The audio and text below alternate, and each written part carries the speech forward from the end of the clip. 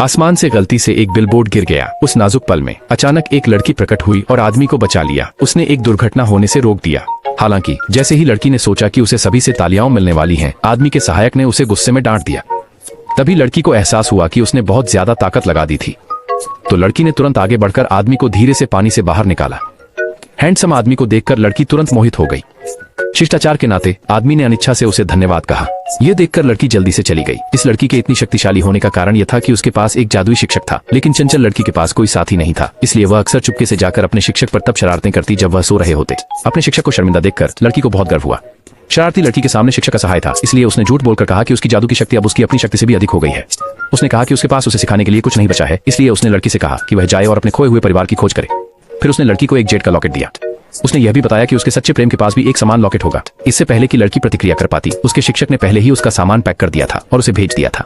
लेकिन लड़की को यह नहीं पता था कि दूसरा लॉकेट उसी व्यक्ति के पास था जिसे उसने अभी अभी बचाया था। हालांकि उस व्यक्ति के दादा ने उसके लिए शादी तय कर दी थी। परिवार की संपत्ति विरासत में पाने के लिए उस व्यक्ति को अस्थायी रूप से इस तथाकथित मंगेतर से शादी करनी पड़ी ताकि अपने परिवार को संतुष्ट कर सके। जल्द ही उस आदमी की तय की गई साथी आ गई, लेकिन जब उसने उसके अजीब व्यवहार को देखा तो वह आदमी चिंतित हो गया। जब उसने आखिरकार उसका चेहरा साफ देखा तो उसे एहसास हुआ कि यह वही लड़की थी जिसने अभी अभी उसे बचाया था। इससे वह आदमी उससे बेहद नाराज हो गया। लेकिन जब लड़की ने देखा कि उसका साथी वही सुंदर आदमी है तो वह बहुत खुश हो गई। अपने दादा की मांग को पूरा करने के लिए आदमी ने लड़की के साथ शादी पंजीकृत करने के लिए सहमति दे दी। हालांकि जैसे ही वे अपनी शादी की फोटो लेने वाले थे, आदमी ने देखा कि लड़की द्वारा पहना गया लॉकेट बिल्कुल वैसा ही था जैसा उसके पास था।